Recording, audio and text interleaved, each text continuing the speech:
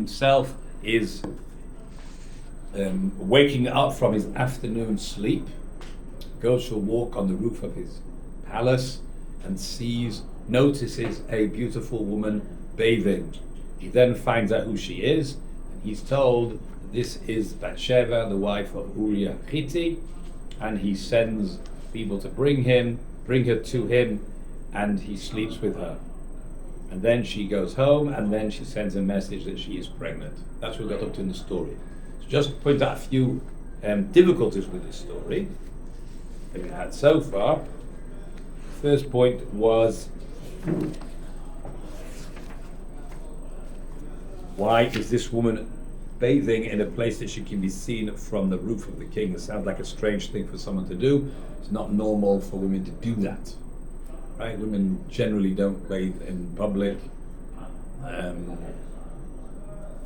Okay, that was the first question.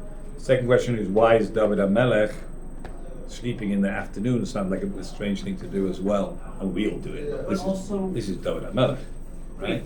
David HaMelech, can't he, I mean, if he's a great tzaddik, does walk on the rooftop, he sees a woman bathing, is he not able to be like, okay, moving on? Because like, is there not like Yetzer Hara or something? And of course.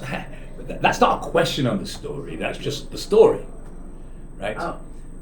Yeah, of course you wouldn't expect dogs to behave like that. Why did he give into that? Okay, that's a good question, but I don't think that's a fair question. I mean, yes, it's interesting, but yes, but that is the story. That's the story. David, had a Yetzer Hara, and he gave into his Yetzer Hara like we all do when job as human being. Understand? That's not a difficulty with the story. That's just something you'd like to understand. Yes, but we'll deal with that as well. That will also come to it. I have some questions on the story, right? Yeah.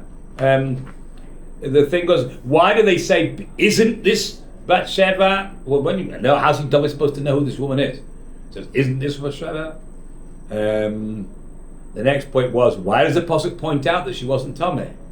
Like, why is that a big deal that she wasn't Tomei? You'd think that would be very irrelevant detail. Okay. So now the question really facing us, I think we have to ask, is what would you do if you were in David's position? From what? No, now that the woman you just had an affair with, right? You find out that she's pregnant. Go to CVS. What's CVS? I would Pharmacy? I would pray to Hashem.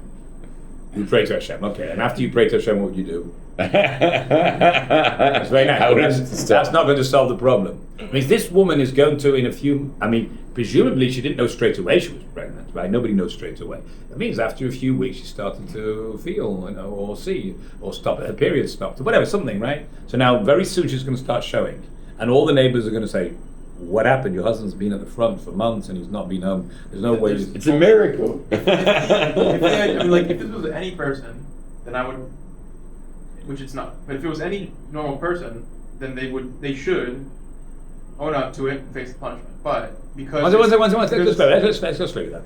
To own up means to come public, And maybe right? commit adultery. And it'll be a scandal, right? But the thing is, because he's David HaMelech, the unity of the entire nation rests on his reputation, essentially. So there's two options in order to avoid going public with it, which is number one, abduct her. Well, one second, before you go so fast, you went very quickly over a point that therefore he shouldn't go public over it. Yes. Right. Okay. So he's gonna hide it, because if he comes out and there's a big scandal, then there's a possibility that what will happen. What were you worried about? The unity of the country. What do you think was going to all happen? the tribes questioning the credibility of David if he was able to do such a thing, and then seceding, and then Okay, good. All right. the unity no Fine, longer good. Now, just before you carry on,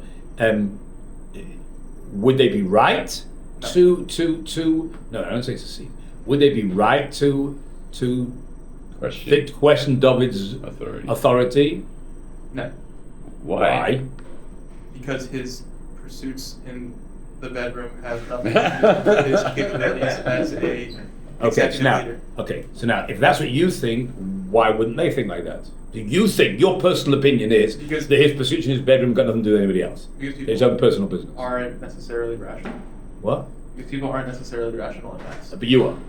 No, I didn't say that. No, because you think that the right thing was for him to continue to be king, and the fact that he I think committed. the idea that a person, it's obviously preferable to have a leader who, I mean, if l'chatchila, it's preferable to have a leader who is moral both in personal pursuits and in official duties. Yeah. However, b'di'evet, Yeah. if it comes out that a leader has engaged in such things, Yeah. it is more damaging to change the person at the helm. Mm-hmm. I mean, like, take a look at any country that has seen. Yeah, okay, we heard all that, but now the question is, So- why do the people not think the same? Uh, why are they less rational than you are? Because they don't have the benefit of hindsight. You've got Why does that. he? Because he's literally the future. So saying, what? like, I'm He saying knows the story. No, he doesn't know the story. The He doesn't know fact that how Bill it's gonna Clinton play out. was the fact that Bill Clinton was impeached is He wasn't probably right, impeached. but he wasn't. He was impeached, but he wasn't removed from office. So it was correct to impeach him, maybe in the sense that I understand why people Okay, had you're objections, but there was no reason for him to be removed from office, and that's the exact same logic that I think should be applied here. Well, it's no different. But I still haven't explained to me why are the people thinking one way and you're thinking different. No. So I presume if you think you're logical, then most people will also be logical and they come to the same conclusion. It's a good I point. don't know. They commit adultery, which is like one of the Three biggest cardinal capital sins. yeah, And then what? 3 cardinal sins. Go on. Well, people are gonna look at that according to, you know, Torah. the Torah, like what deed he did, and they'll look at him and say, if anyone else did that, But we Oh, also just go on, carry on. if anyone else did that, Yeah. like Chop chop. we'd be Go dead. on. Pretty And much. therefore, And therefore, we should take David HaMelech and throw him off the nearest roof. But technically. Yeah. So then, certainly, well, the truth is that no one can actually prove what he did. There were no witnesses to what Yeah, he did, exactly. right? So it wouldn't actually have been, Yeah, it wouldn't. right? But he certainly, you think he really is not fit to be king. yeah. It means people would come to that conclusion and they'd be right. You see, I think your comparison is very wrong because we don't live in 21st American society where a guy can be an adulterer and be fit to be. The God picked. You have a just story because from God, Ricky God, Lo that he God, literally- history. he defiled a dead body and you said he can't. God picked the tzaddik to be the king, and if he proves to not to be that, then he isn't fit to be king, and therefore he should stand down. Not just he should try to cover it up, because the people will make him stand down. He should stand down. The prophet should come and say, David, you are not fit to be king. You are worthless. I mean, I don't disagree that adultery is terrible. I mean, what I'm saying though is, a few classes ago, when there was a story of enemies that were, like, their bodies were defiled after being killed, as to be like an example was made of them. They were killed and then their heads were removed and whatever. You don't like that? There's a rule against it. It's against halacha No, it's against each other. of defiling dead bodies. Jewish bodies. I didn't know that. I thought it was any bodies No. because of No, I don't. Like I said, if you can kill them, right? You're talking about a person who's been killed by Beis Din. When the Beis Din give a person the death sentence, they're not allowed to hang his body up. Yeah. Right? Yeah. But we're talking about the enemies. Enemies don't have rights. Just like they don't have rights of life. My argument was going to be if halacha doesn't apply here, why should it here? No, chas v'shalom. No, there's no such halacha. You're not allowed to define enemies' bodies. You have to make an example that people should learn and not start with you. Yeah, it's a bit different than the. You know, the halacha is you're not allowed to kill innocent people I either. agree. No, I don't think it's in comparison. No, so I don't. That's really what should David have done. So I don't know if David was concerned there would be a civil war or there would be a split in the kingdom. Then he should have stood down because those people would have been right. You're not fit to be king, and then we should stand down. But- now, I'm not saying it's so easy to back just to give up his position, but then the prophet should have come in David and said, "Well, God's not happy with you anymore. Get out of here, and we'll find somebody else instead." Do you Maybe think he does the do that. Political turmoil of changing the executive once again. I mean, Shaul literally just left the kingship. Yeah. Like David has been on the throne for 2 seconds. Well, we don't know that. I really don't know how long. It Relative. could be in 15 years. We don't really know Okay. exactly how long it was. But let's say the political term. Therefore, that David may consider that the political turmoil is not worth it. Because Therefore- anytime there is change in kingship, there is loss of life, Jewish life. And so even though he can maybe come to terms I with don't the know where you fact, got that from. I mean, we just saw that there are how many wars fought in order to make sure that Between David and Shaul? Yeah, of the conquering of the enemies. What the enemy's got to do with it? Enemies has got nothing to do with the change of power. Shaul would have done the same The thing. change of power implies weakness, and therefore there are fights with enemies. No. Absolutely. Absolutely not. The reason why they fought the enemies nothing to do with the fact Nothing? David took over. Nothing to do with it. The reason why they fought the enemies is because God told them that you've got to conquer Eretz Israel. Maybe there was war between David and Shaul. But then look at all the later Melachim. There was a new king every 2 seconds, and that was when we were at our weakest. How would you get that from? Who said? I mean, we got conquered when we had tons of new kings.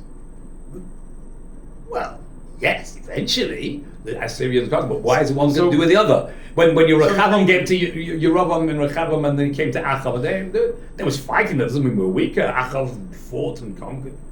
I mean, yes, maybe politically there's some connection. I hear, maybe. Is there no argument to say that? No, this is no argument. I'm not saying you're kingship wrong. implies I'm not. something bad for the Jewish people as a whole. That is what I'm saying. Yeah, good. But does that justify leaving bad guy in control? That's the question. I Shouldn't think have, when that's the point one of second, Navi. when Shaul did not behave as he was supposed to, so God got rid of it. exactly. But So that's why the- doesn't God do the same thing with David? That's what I think we should wait for. What? That's what I think we should wait for. Like if When if- should we wait? I'm playing along like we don't know the rest of the story. No, that's I want to know I'm what saying- I think. Right? If Hashem wants David gone, then he'll get Then him gone. exactly, that's what he should have done. That's That's what we're expecting that God should do. He should send in the prophet and say, "You lost your job because much worse than Shaul." Wait, Shaul. This is adultery. This is a criminal. This is the cardinal sin. This is like shocking. Right? Okay. So let's continue. All right. So it's a good day. We're going to wait and see what happens. So the first thing is David says as follows: Vayishlach upasuk vav. Yes, page 22. Vayishlach David el Yoav. David sent a messenger to Yoav. Who's Yoav? His chief of staff. Shalach Elai es Uriah Hachiti. I want you to send Uriah Hachiti to me. Uriah Hachiti was one of the generals fighting at the front. I want you to send him back to Yerushalayim. So that's what he did. Vayishlach Yoav es Uriah el David. So Yoav sent Uriah to David. Good? All right. Pasuk Zayin. Vayavoi Uriah elav. And Uriah arrives. Vayishal David lishlom Yoav v'lishlom ha'am v'lishlom ha'milchama. David asked him. Yishal means he asked. He asked him three things. Shalom Yoav, how's Yoav doing? What's Yoav's peace? Means how's Yoav the general? How is he doing? V'lishlom ha'am, how are the people doing? That means the soldiers.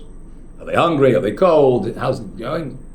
V'lishlom ha'milchama, how's the war going? Are we upper hand, lower hand? Casualties, what's going on?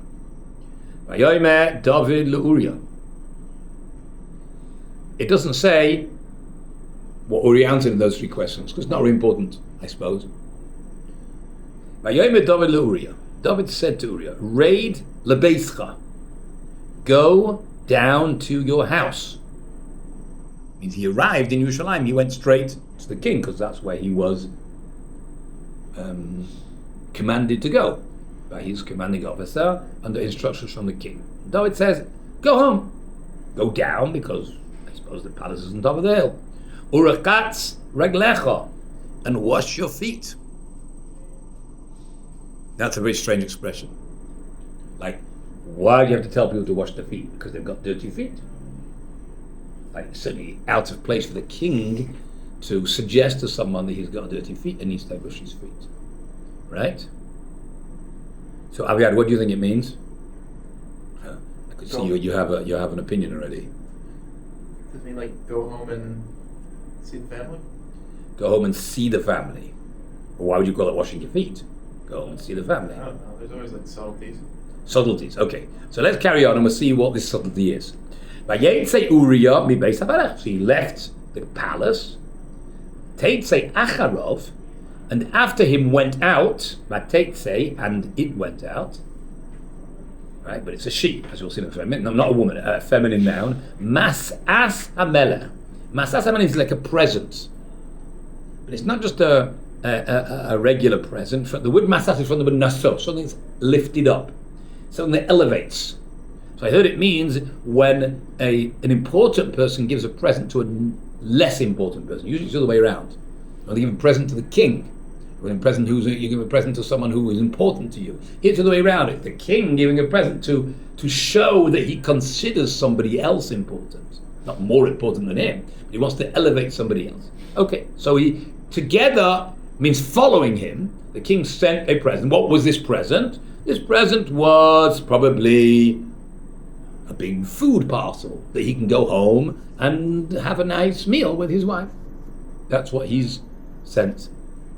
Vayishkav Uriah Pesach Beis HaMelech. Oh, I see. And Uriah lay down, means he went to sleep, at the entrance of the palace. He didn't go home. He was instructed to go home, but he didn't. He ignored the king's instructions. He also, rebuffed, is that the word? The king's present. And he went to sleep. Es kol avdei Adonov. Es means together with all the servants of the king. So wherever the sleeping quarters were in the palace, right, or outside the palace, he went and slept there. Just a minute, be patient. Yeah, you'll see very clear what you're thinking, right? V'lo yarad el beisa. He didn't go down to his house. Now we call that in English insubordination. The king tells you to do something and you disobey. What happens to people who disobey orders from the king? Yeah. You get their head chopped off, right? It's called in Hebrew Meired B'malchus. A person rebels against the king. Okay? Now, but it doesn't say why Uriah would do something really stupid like that. I mean, he's like a general of the king and he's just disobeying orders. He's disobeying A, the order to go home, and B, he's ignoring the present the king has sent him. Vayagidu leDavid. So they told David, somebody snitched on him, right? That he didn't go home as you instructed him and he's sleeping in the barracks with the royal guard, right? Vayagidu leDavid lo yarad Uriah beis. He didn't go down to his house. Vayomer David el Uriah. So David calls him back, right? Doesn't get annoyed with him. Right? But he tries to persuade him. Haloi, is it not true? Miderech ataba, you've come from a journey. Derech is a way, a journey. Miderech, from a journey. You've come from a journey. Madua lo yarad el beisecho. Why didn't you go home? What, you going in the barracks till tomorrow morning going back to the front? Is that your intention? Look, I came, you give me a report, right? So you think that you came to give me a report and about the welfare of Yoav, the welfare of the people, the welfare of the war, and now you're going back to the front tomorrow morning, right? So we slept in the barracks. No, you've come from a journey. Clearly, you should go home, like I suggested. David's not bossing him around, because that'd be really straight. Like, if I don't want to go home, what's your big deal? If I don't want to go home, right? So David says, but I don't understand. Why are you not going home? Hayom Uriah, so to explain, tell David. Ha'arain, the ark, the Yisrael, and the Jews, the Yehuda, and the special troops from Yehuda. Right? We always see the army of Klal Yisrael split into two groups: the most soldiers and Yehuda. Yoshvim basukos, they're dwelling in tents or booths, whatever word you want to use. Right? Sukkah is what we have in sukkahs, right? But that's what it means. I mean, soldiers in the army are not comfortable. There's no air conditioning there. There's no heating or whatever it is. Right? They're in booths there. V'adoni Yoav, I'm my master Yoav. V'avdei Adoni, and the servants of my master. Now who's that? The servants of my master. So it can either mean the servants of my master Yoav, or the servants of my master David. Correct? Mm-hmm. But it is a bit insubordinate to refer to my master Yoav in front of the king. In the king's presence, the only person who's your master is the king. When you're facing Yoav, yes sir, right? But not in front of the king to refer to Yoav as his master. Chazal are a bit critical of what's his name? Uriah, for referring to Yoav as his master in front of the king. I don't really see why that's so bad, because he is his master, he's his boss, he's head of the army. But don't forget, there's no love lost between David and Yoav. Right? Remember, David's very upset with Yoav having killed Avner. and ruining the whole peace plan between the two kingdoms, right? And he cursed Yoav out, and just because he's politically very powerful, that's why he left Yoav in position. So now, to refer to they're not enemies, right? He's not a threat to David, but it could be a bit of a bad move to refer to Yoav as your master. Okay? And the servants of my master. Again, I'm not sure if that's referring to Yoav's servants, Yoav's soldiers it means, or to David's soldiers. Al Panei Hasadeh Chonim, they're camping. Choneh means camping. Parked, right? Yeah. Al Panei Hasadeh, on the face of the field. They're out in booths, some of them are in the field, right? Va'ani avo el beisi, and I should come to my house. I'm what's it called? Empathizing with my friends, my own platoon. Right? He's a general. He's one of the generals of the army. My soldiers are sitting out there sleeping in the trenches. I should just go home. It's completely out of place. Well, that might be true, but a king, you can have your own opinion and keep it to yourself, right? But not to agree with the king just because that's your opinion. I mean, you can discuss it with the king, but not disobey orders based on your interpretation. I should come to my house, le'echol, to eat, v'lishtais, to drink, v'lishkav ishti, and to sleep with my wife. Now, one second. That's the way you speak to the king? That's so grob. You know what I mean by grob?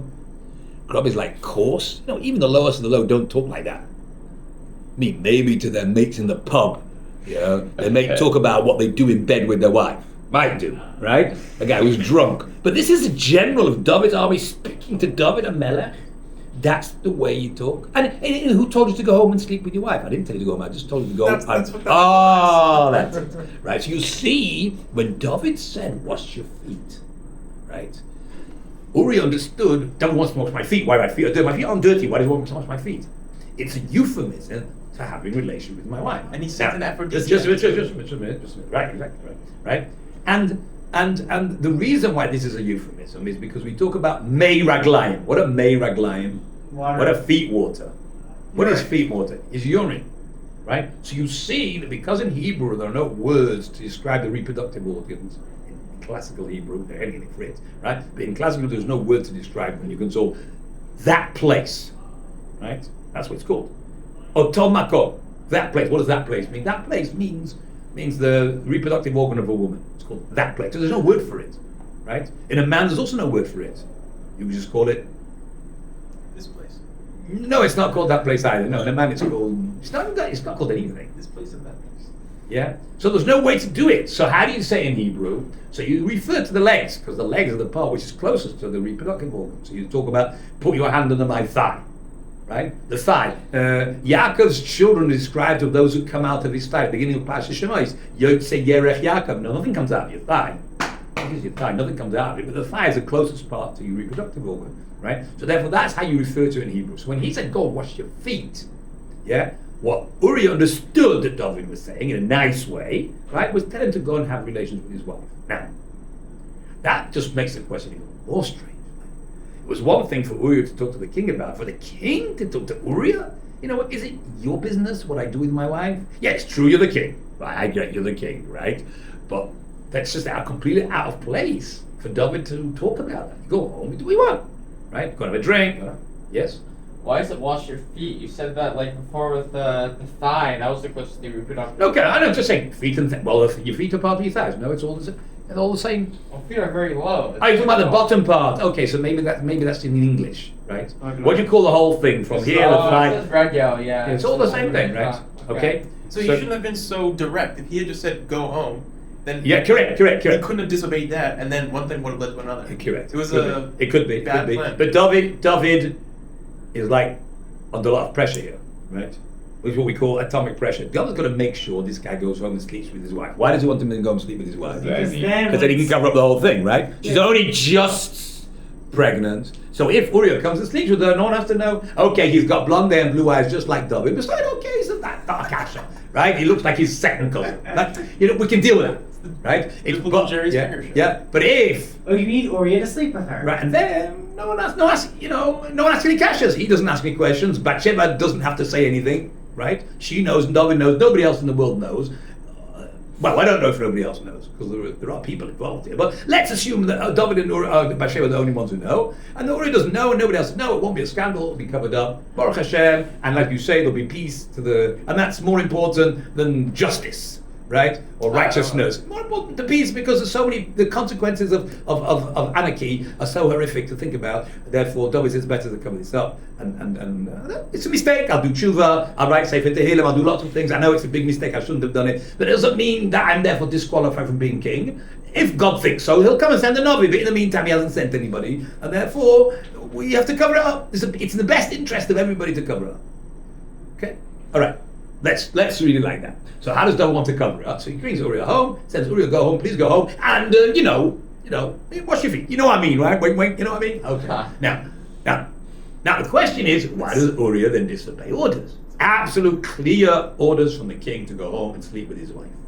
And as you say, probably that present from the king was a nice cooked meal. You go home, right? Obviously, you can't stay. You're a general. You have to go back to the army tonight. You'll have these pair of set candles in there, and some roses, and some nice food, and as you called it, aphrodisiac, something that's going to make sure they get a bottle of wine there, nice strong, and they're going to get to sleep, and everything's going to work out good. So, what do you think? Why did he disobey? Yeah.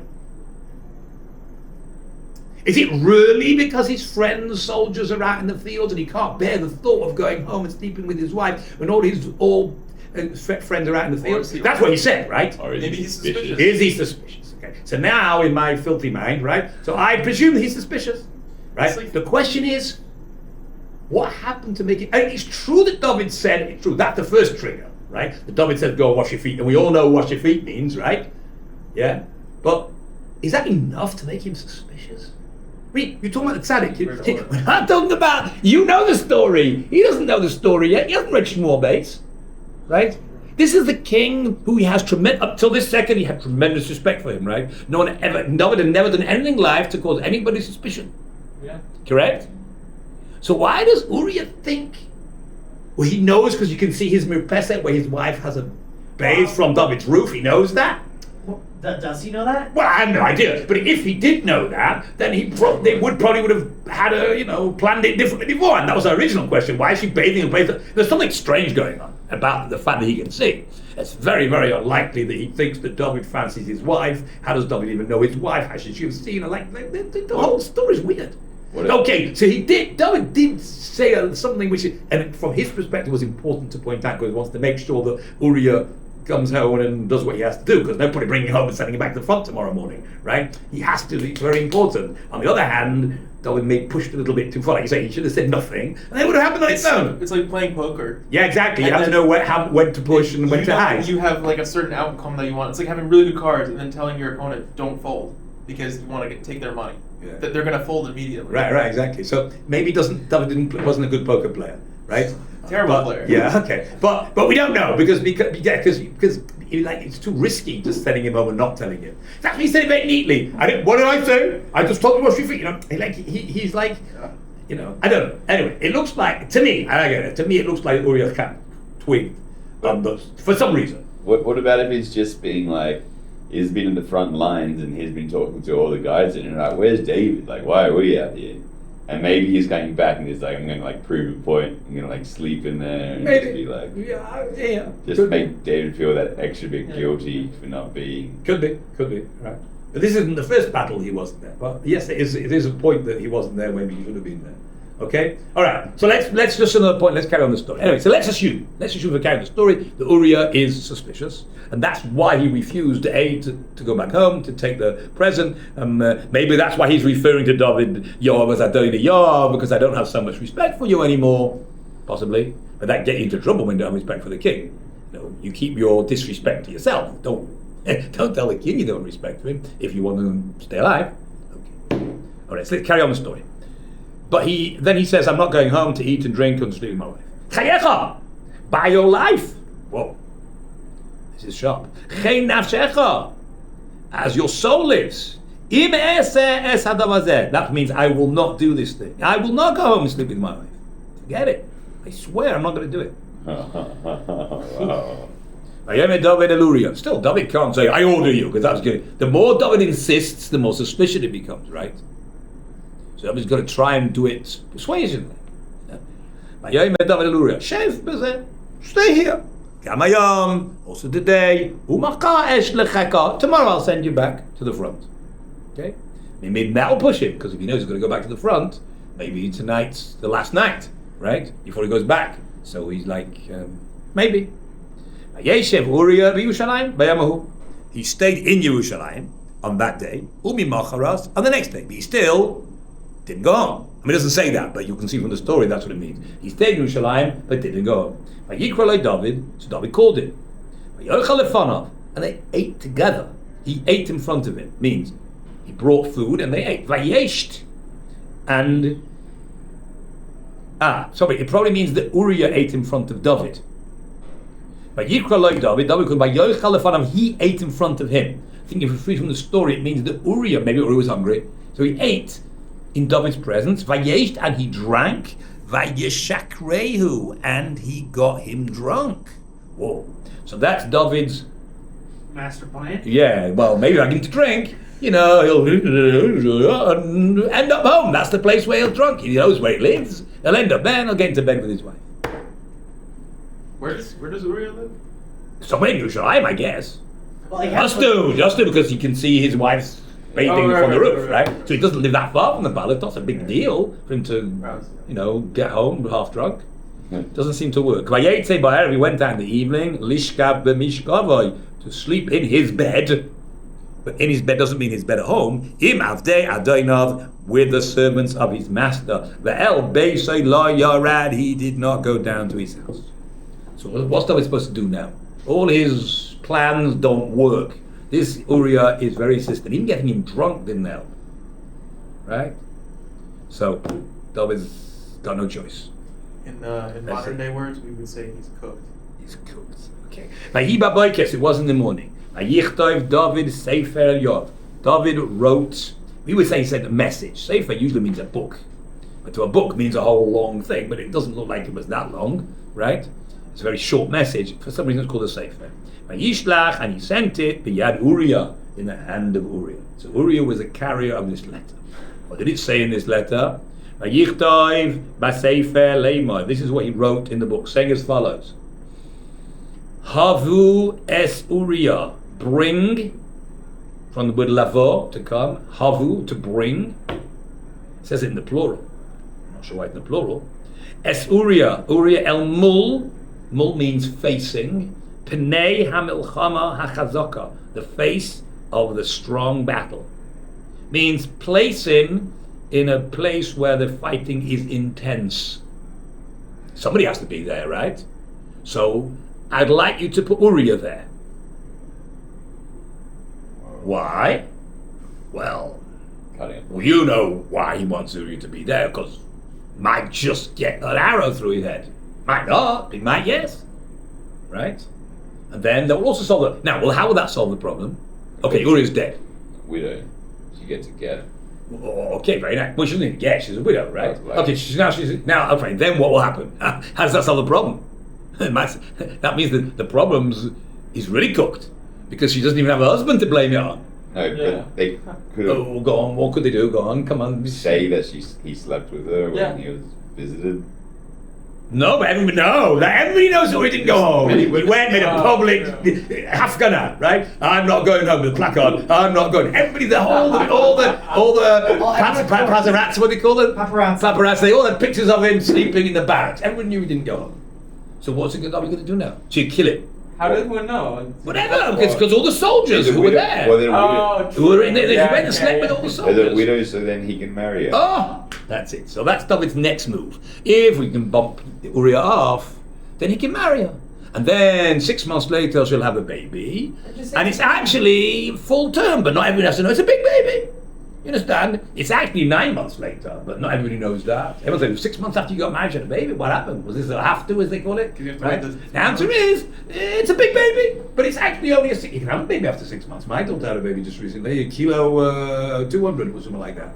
And now it's almost 3 kilos, right? So you also you can hide it from the public for a few weeks until it grows, and then everyone has to know, and no one has to go. People don't know all the details exactly when you're due, when you're birth, and all that. Not a big deal. So we have a baby, and it's his wife, it's his baby. That's also a good way to cover up the situation, right? But we learned while Rabbi was gone, we learned a little bit about how long you have to wait between. Okay, so for And so the okay, whole point of actually, 3 months all right, explain your question. is- Yeah, you have to wait 3 months at least, So that exactly for this reason. before getting remarried, You so have that to you can be wait sure for this that exact Well, in order to be able to know who the father is. So if Because it if you has- get married in less than 3 months after your wife dies, after your husband dies, then you don't know who the child is. Is it yours or is it his? So then, therefore, Well, first of all, the that's 6-month a- pregnancy would indicate. Correct. Meddling. That is not a biblical prohibition. Oh, okay, got it. Right. That's not my question. No, it's a rabbinic Okay. prohibition, and it probably wasn't invented at the time. And even if it was, David could. And they probably No, read- David would violate that adventure for the bigger good. I mean, we right? knew that it For the wasn't greater implemented- good. For the greater good. What do you think? We're trying to prevent civil war over here, right? The deaths of maybe 100,000 people. So transgressing one rabbinic, we'll deal with that. We learned that it wasn't in place during Torah times, and that's like why. How'd you know? Because around the time where Man was given, it said they weren't allowed to have interfamilial relations, and then they cried about it. And the Right. question is, why did they cry about it? It was for this whole. Really? I see. To know whether the child would be from the first, even though he stayed married to the same people, And so he has never because, from before, because how where later. your man would fall, he would know who was where, like who's. Who's baby? Then you know who. I see. So in those days, they didn't have to have that 3 months. So they didn't You have work that. out the so number of we knew that units it of didn't month. exist then, so it couldn't have been implemented then. Well. So okay. then, That's at which according- point was it implemented? We Yeah, don't but I think it's very important to know that that's just an acute idea. So you can't prove anything from the Devar Torah that somebody told you.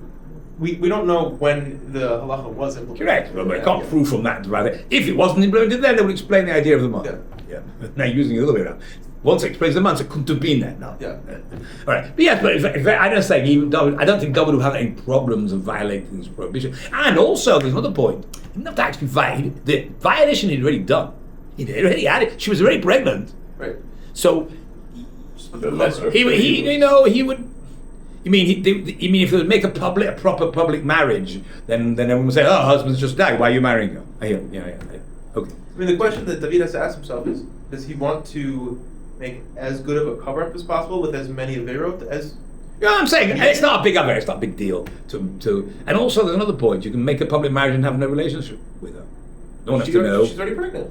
Exactly. You're saying he's violating the rabbinic prohibition of getting married in 3 months. He doesn't have to get married. He can just do a ceremony and pretend to get married, and actually sleep in my separate question rooms. Then is: does he want to make as good a cover-up as possible with as many averot as are needed, or does he want to minimize the number of No, but averot that's needed? I'm saying, in but order to have an okay can, cover? I'm saying, but we can cover up as good as possible and minimize it, because there's no need to do any averus at all. I'm saying even if it's not fair to get married in 3 months, you have to do that. But I'm saying he can pretend people are so to logical, like, he can 6 months- pretend to get married. No one has to know they didn't actually get married. It doesn't do anything. Okay, so that's David's next plan, right? The first plan was to have relations with her and not be pregnant. Okay, that didn't work. Okay, the second plan was the husband should come and sleep with her, and that didn't work. So the third plan is to have a husband shot dead in action, and then he'll marry her, and then it will be no one has to know, it won't be a big scandal. Yes. What's the? Well, did we establish that there'd be huge political instability if David died? Died? No, if he, yeah. How's David going to die? Who's Like going to kill him? if he got, I guess. There's no Sanhedrin's going to kill him because there's no evidence. But he might not be True. king. You know the story because it says in the Navi. Well, Because yeah, if he- Hashem could kill him. I guess That's up to Hashem to if he's decide not- what he if wants he's to not- If he's do. not king, isn't it like kind of like self? Is he kind of being selfish? Again, that was the question we discussed. Is David still fit to be king? So you've already decided, and we don't really think he should be king. The question is, we'll discuss that, right? But assuming he stands down, the question: what's the risk? Right? The risk is Aviad thinks there's a risk of a civil war. I've got things to do. Aviad thinks. Increased risk, not definite. No, for sure. Likely Risk, we risking the death of 100,000 people is Yeah. not a joke. Sure. Understand? Yeah. So, and again, I'm just throwing things out. We're just discussing at the moment, right? We'll get. But by then, when we discuss this over the next few days, we'll come to more clarity. But I'm just throwing ideas that you could think about in this discussion. Okay, let's continue. So that's what he does. Now, is this murder? This is shocking. You see, what people do when they're under the heat of temptation, we understand. Right? We don't say it's okay, but we can understand why God would forgive King David. Look, you were tempted and you failed, right? You have tests. But murder, for the sake of the stability of the country, that's like shocking. The ends doesn't justify the means. You can violate a rabbinic prohibition of getting married after 3 months, but murder is what. The truth is, this isn't murder, right? He didn't say, go out on a suicide mission. No, there's a battle, and there's people get killed in battle. So Uriah is the general who's going to be in charge of that dangerous part. If it wouldn't be Uriah, it would be somebody else. Is that called murder? Halachically, no, but like. No, that's good. Right. That's good. If it's not murder, it may not be nice. If dead had David not, would he die? Or would he have the same likelihood of dying had David not done this? No. No, but then somebody else would have died. Okay, but there's a general. Generals fight, and people get killed in battle. Who you pick? Is the general's got to pick somebody? How does he usually decide who to pick? It's a good question, but he's a general. He has to make so here's the king. So if it was for military, no, for sure, yes. But if there's no military consideration, who'd you pick? The one you don't like the best. No, I don't know. You tell me how you do it. If everything's equal, if you're the general, right, and you have to pick one soldier who has to stick his head up in order to attract enemy fire, right? And there's one of these guys who's a real pain, right? Yeah. So I don't know. Is it morally incorrect? If there's other consideration, this guy's got a family, this guy's got a family, this guy. Yeah, but if everything's equal, then you pick the guy you don't like. That you've solved two birds, killed two. Two birds, one stone. Maybe you should say the opposite, because if you kill the guy you don't like, you're probably not going to judge correctly. Okay, that's another consideration. But that's assuming everything's all fair. Okay. Anyway, that's not the point. The point is it real murder? Well, it's definitely not nice. It's definitely will create a Chilul Hashem when we all find out the story. Yes, but that means it's murder? Not really. Not really. Okay, but maybe. Anyway, that's the point. So David is now having this guy bumped off by the enemy. So he gives, and it's funny, doesn't even the idea that Uriah is carrying his own death warrant. So if he'd opened that, whoa, what a scandal that would have made. If Uriah had opened this piece, but he's not. David knows Uriah's not going to do that. Even if we write that Uriah suspects David, right? He doesn't suspect David of murder, right? He suspects that he gave into his right. I would never have this guy. Oh, and the truth is, it could be being a good soldier wouldn't dream of opening a message from the king. That would be real treason to open a message from the king to the chief of staff. Can you imagine choosing death between the decision of choosing to sleep with your wife and death? Yeah. It's like the worst lottery picker ever. All right. So what does he tell him to do? He tells him, this is a letter for Yoav. I always wonder, what did Yoav think when he got this letter? Why does David want me to put, what's the story? He usually lets me run the battle on my own and make my own decision. What's David's interest in putting Uriah?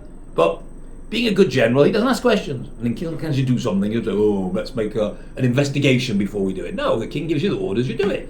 Right? And that's what he did. Okay. This is what it's written in the letter, in the book. Havu es Uriah, bring Uriah el mul penei hamilchama chazaka, in front of the face of the war which is strong. V'shavtem me'acharav, and return from behind him. Which sounds like what he's saying is that I don't want anybody else to put himself in danger, and therefore all the other people should retreat. V'shavtem means to return. Me'acharav, from behind him, and he'll be the only one there, and the enemy will get him. Because David didn't. It's not like, look, the enemy are going to attack either way, but I don't want anyone else to be in danger, so everyone else should retreat and leave him. Again, Yoav should be suspicious of what's going on, but yes, the king wants him dead. Clearly, the king wants him dead. Why? Because he's a spy. Because he's a secretly drugs trafficker. I don't know what the reason is. The king wants him dead, and the king wants him dead. So Yoav will go along with those orders. What's the last two words? V'nika, and he will be strucken, as in the word lakot.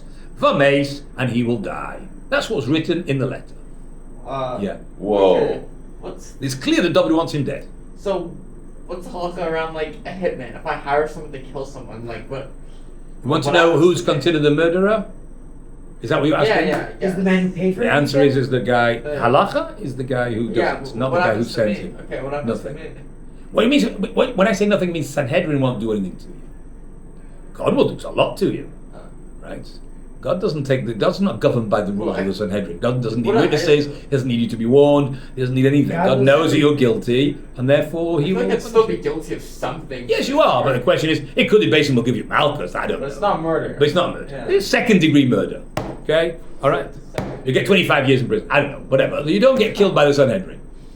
Unless you do it often. It could be if you do it often, then the Sanhedrin will play their martial law card, which means Sanhedrin have the ability to put on the hat of the king, and then the rules change as well. Okay. Vayhi, and it was Bishmor Yoav El Ha'ir. Whilst Yoav was guarding the city. I mean, see, it doesn't say the whole story. Uriah came and he gave him the letter and he opened it up and he managed to keep a straight face. And then at some point, when they were guarding the city, Vayiteng es Uriah el Hamakom, he placed Uriah in the place. Asher Yoda, that he knew, Yoav knew, Ki Anshe Chayil Shom, that the valiant soldiers are there, meaning of the enemy. The enemy's Anshe Chayil, at this point, you go over there. Do you think it was odd for Yoav? Because literally Uriah walked up to him, handed him this letter. No, it doesn't say straight away. It doesn't say. That's why I say he kept a straight face. And at some point, at some convenient, maybe a week later, it has to be, before she's clearly showing pregnant, right? So it has to be done quickly. Although he doesn't know that. He doesn't know how urgent it is. But the king gives you instructions. You find a very good opportunity, right? But he knew this was a good place. Vayetzu Anshe Ha'ir. And the men of the city came out. That means the Ammonites, who they were fighting. Vayilachamu, and they fought Es Yoav with Yoav. Right? So there was a battle. Yoav was also fighting, you understand? This wasn't just Uriah all on his own. What actually happened was they went and they fought with Yoav. Vayipom min ha'am. And some of the people fell, me'avdei David, of David's warriors, also fell in this battle. Vayamas gam Uriah Chiti, and Uriah Chiti also died. So it looks like in the end they didn't have to do this whole thing of putting him there and withdrawing, right? There was a battle and people got killed, and Uriah was one of the guys who got killed. What? That's what it says. They went. But like he wouldn't have got killed if he didn't get placed in the spot. Correct. Yes, correct. But he wasn't the only one who got killed. There was a fierce battle. Originally, David had wanted it to be done in a way that Uriah was the only one who died. Everyone else would withdraw, and Uriah would be left there, and Uriah would get an arrow, and he would be dead.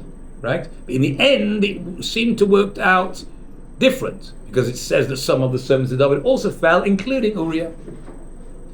This Chazal point out, very interesting, we actually haven't heard this yet, that there were casualties in war. Most people assume you go out to war, there's casualties, right? But the proof against that is Israel sent hundreds and hundreds of jets to bomb Iran, right? And not different jets, but different. Yeah? And every single one came back, right? They expected to have at least 10% jets shut down. And not one was shut down. Now, how do you explain that? No one can explain that except that we have God on our side, and when God does something, he doesn't need any casualties if he doesn't want there to be casualties. Now, it's assumed, I don't know where this assumption comes from, it's assumed that was when Yeshua, look, God helped the Jews fight the Canaanites, why should any of them die? The one battle where it says they died when they fought against Ai, there were 36 casualties, right? Nowhere else does it ever say this number of casualties, because the assumption is, why should anyone die? God doesn't need people to die. If you're doing his job for you, you're there, right? And yet, just as in passing, it's clear that when David's army went out to fight, it was a normal thing for people to die. You see here, if it was just for Uriah, okay, God would have orchestrated. God wanted Uriah dead as well, let's say, because Uriah was insubordinate to David, and God also wanted to cover up the story for the, let's say, right? So then, why make other Jews die? Just make Uriah die. It seems to me like not such a strange thing that other people died in battle. Chazal said the reason for that is because in the times of David, although there were big tzaddikim, there were also people who spoke Lashon Hara. There were gossipers around. How do we know? Because someone had told on David. Remember, David got bread from the Mishkan when he was on the run, and that guy told Lashon Hara about them. So Chazal say, since there were people like him, now we don't know of others, right? But that's one story we can see that there are people who spoke Lashon Hara around there, and therefore they didn't have this divine special protection. They would go out to war and come back safe. Whereas, and listen to this, in the times of Achav, we'll see later on, Achav is in Malachim base somewhere there, right? Achav, they were all pagans, idol worshippers, right? When they went out to battle, they came out unscathed. Why? Because they didn't speak Lashon Hara in those days. How do we know they didn't speak Lashon Hara? So Gemara says that Izebel, who was Achav's wife, she murdered many righteous people, prophets. And there was one guy called Ovadia who hid 100 prophets in 2 caves. And somehow or other, they managed to keep secret. Shem found out about it. So you see, Chazal make this contrast. In the times of David, people spoke Lashon Hara and they went out to battle and died. In the times of Achav, people didn't speak Lashon Hara when they went out to battle. The proof that they didn't die is because it was a whole big battle there. The only one who died was Achav. He was the only one who died in battle. So that's just showing that God likes the idea that Jews are at peace with each other and happy with each other, nice to each other. And then sometimes temporarily he overlooks their other failings. Okay, all right. So what did they do? So he's now dead. So Yoav sent a message. He has to send a message back to the king. The king wants to know that his plan has come to fruition. Pasuk Yudches. Vayishlach Yoav, and Yoav sent a message. Vayagei leDavid, and he told to God David in this message. It's called Divrei HaMelchama, all the story of the war.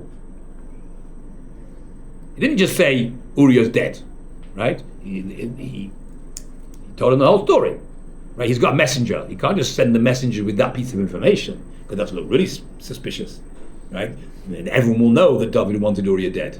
That's why he's telling. So he covers up the message with the whole story of what's going on, what's been going on the last few weeks in the battlefield. Vayitzav es hamalach leima. He commanded. Vayitzav means he commanded. Commanded who? The malach. The malach here means the messenger. Leima saying as follows: Kechaloischa. When you finish, means I'm giving you the report. When you finish the report, it's called Divrei HaMelchama, all the words of the battle. The Daber HaMelech, to speak to the king. When you finish the whole story. V'haya, and it shall be, Im ta'aleh chamas HaMelech, if the anger of the king comes up, means the king gets angry. You're going to tell him the whole story. We had this battle, and the Ammonites came out, and we lost some soldiers, and the king's going to get really annoyed. Like, why do you do a silly thing like that? If that's what happens, because that's what should happen on a normal, when you tell the king that we lost the battle, the king's going to get upset. So if he does, and he says to you, Madua nigashtem el ha'ir lehilachem. Why? Madua means why. Nigashtem, did you approach, right? To get close to. El ha'ir, why do you go so clear to the, why do you go so near to the city to fight? If you come close to the city, you're in the firing range of the enemy who are behind the walls. Right? You should be at distance, and then they're going to have to come out, and then you can keep your distance so they don't get you. Haloi. Is it not? Yadatem, did you not know? Eseshe yoiru, that they yoiru? No, that's yiru with an aleph. Okay, this is yoiru, yud resh. That's also with an aleph. One's from ra'ah, one's from yirah. This is from yara, yud resh hey. Same word as Torah. What does Torah mean? Instruction. What does it really mean?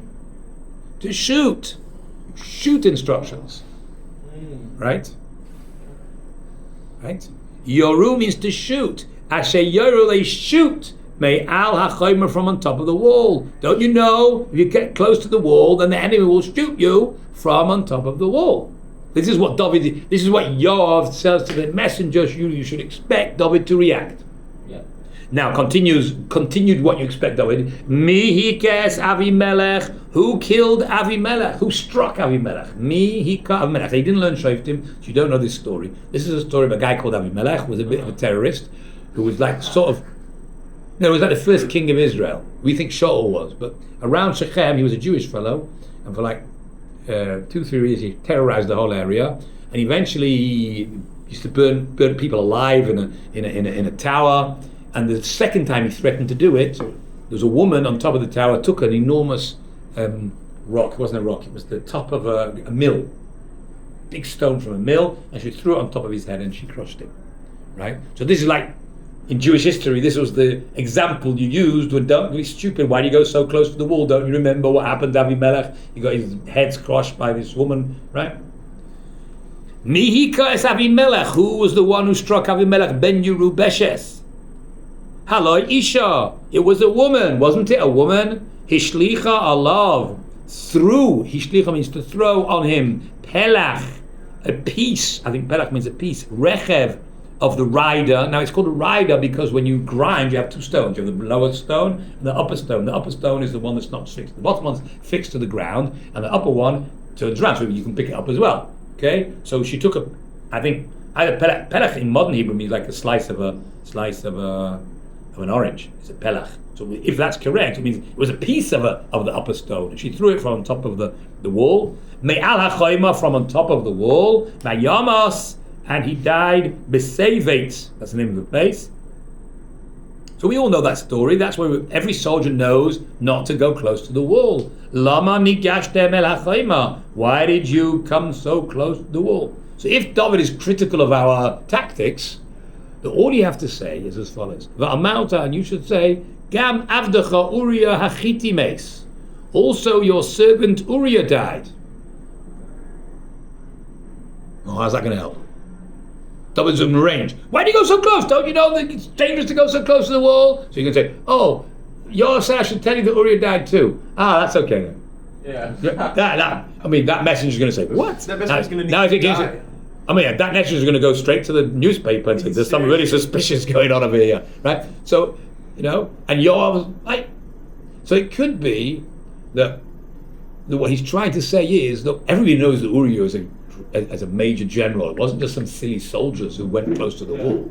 So if Uriah was there too, it must have been a good calculation or good reason for going that close. They really thought there was no enemy there, it wasn't that close, or whatever it was. It was that's where you're supposed to be. But Yoav's message is, this is how you should say that, tell David that Uriah died.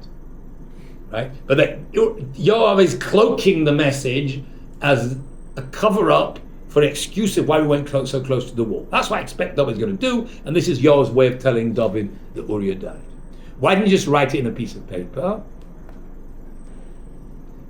I don't know. Maybe it wasn't normal. I mean, when the king sent it, it was a secret message, right? Maybe that's normal. But when you send a message about the war, there's no need to write it in a paper. Just tell the guy and he'll give a message over, right? So he had to do it in a way that he would give over the message about Uriah dying without making such a big fuss about it. Okay. So that's why David will ask you why you went so close, and you'll say that this is why we did it, because Uriah was there too. Vayelech HaMalach, and the messenger went. Vayavai, always over time, and he came. Vayagei leDavid, and he told to David, "It's kol asher shlacho Yoav," all that Yoav had sent him to say. He gave over the message. Okay, should we finish? Yes. Anyone going to go to the next class? Vayomer HaMalach el David. So the messenger said to David, what happened? Ki gavru aleinu ha'anoshim. The men, meaning the enemy, were stronger than us. Gavar, Gibar were stronger than us. Vayetzu aleinu, they came out taseret to the field. Vaniya aleihem, and we came upon them. So they came out to us, and we chased them back. Ad Pesach Hashar, all the way to the entrance of the gate. I don't know who asked him to say that, but that was. I suppose that's what David told him to say as well. They came out, we chased them back, and they pulled us all the way close to the city. Vayoru hamoirim el avodecha, and the archers shot to your servants, from on top of the wall, Vayamusu, Avdei David HaMelech, and some of the servants of the king died. V'gam avdecha Uriah Hachiti meis, and also your servant Uriah Hachiti died. It looks like the message didn't really cap what Yoav was trying to tell him to do. You're supposed to wait till David gets annoyed and then tell him. But he said, apparently maybe David didn't get annoyed, right? And he told him the same story, and look, he told him to tell Uriah, so Uriah died as well. The message got there, and David found out. Well, the messenger ended up saying a less suspicious message. Meaning, what it made it suspicious is... Correct, I agree. So but true. But it's only better if you know that you're trying to cover something up. So I'm saying, if you're expecting David to get annoyed, wait till David gets annoyed, right? No, but the way he says it makes a lot of sense. So some soldiers died. Also, one of your generals died as well. Yeah. Right. Okay. Yoav expected David to get annoyed, and if he does, this is what you should say. In the end, it wasn't necessary. Okay. All right. So now we have to see what David's going to do now. So now Uriah's dead, so David's going to marry her. Okay, nice. So all we have to have that. We're gonna talk about why, like the Tomei stuff and the. We haven't talked about anything yet. All we've done is very superficial read this story without any explanation of anything. Right? I want you to read the whole thing. I could give it all away beforehand, but I think it's not fair to give you a biased view on the story until you have your own view on the story. I'm not sure if that's good. I'm not sure which way is good. You'll have your own view, and then you decide. Then you'll listen to Chazal's take on the whole story and how it answers all the theoretical problems. And there's still lots more questions on the story. And hopefully we'll answer them all in one class. We'll answer all the questions. All right? I think by the end of next class we'll